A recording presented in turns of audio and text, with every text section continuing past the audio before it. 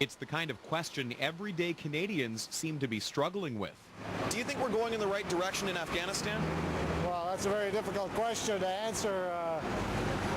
I think we are, up to a point. There's no good way in or out of that war. It's a terrible situation. A report in the Globe and Mail says the Harper government has softened its goals.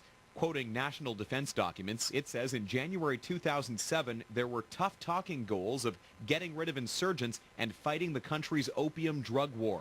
New goals this past spring have no targets for the fight against the Taliban or the drug trade. With the government's political constraints, they really can't focus on a long-term mission there. They were forced to change the mission, and they were forced to set their sights a lot lower because to get an extension to the mission, they had to sort of, lower their ambitions. But the government points out a lot can change in a year and a half.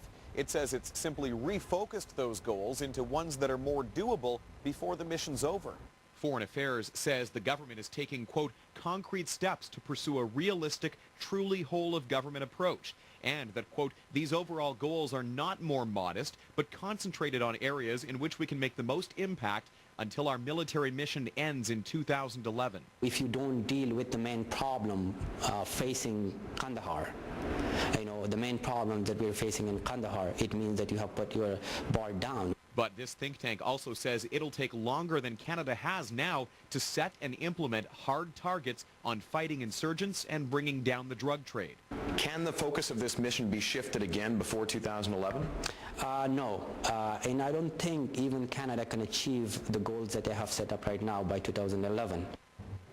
Now, some observers suggest it's not a question of whether Canada could actually help develop a new policy on tackling that drug trade, that opium problem, but whether our country would actually be around to help implement it. Sandra. And Tony, interesting, the group you're talking to today, they are defining the drug trade there as the most underrated problem in Afghanistan right now. Why do they say that? Well, the Senless Council is pointing that out. They say this has sort of been a forgotten problem. For example, it hasn't gotten a lot of coverage in Canada. We've seen some feature reports on it on the American networks, but it hasn't really gotten a lot of coverage up here. But they say that it should be a bigger priority because figures from the United Nations show that the drug problem, the numbers associated with the opium trade in Afghanistan have gotten substantially worse over the past 6 years, and that in fact they've been setting new records for the past couple of years. They say it's time that that drug problem become a priority too, right up there with hunting down the insurgents. Interesting. Sandra. Thank you, Tony. Thanks. That's Tony Grace reporting live.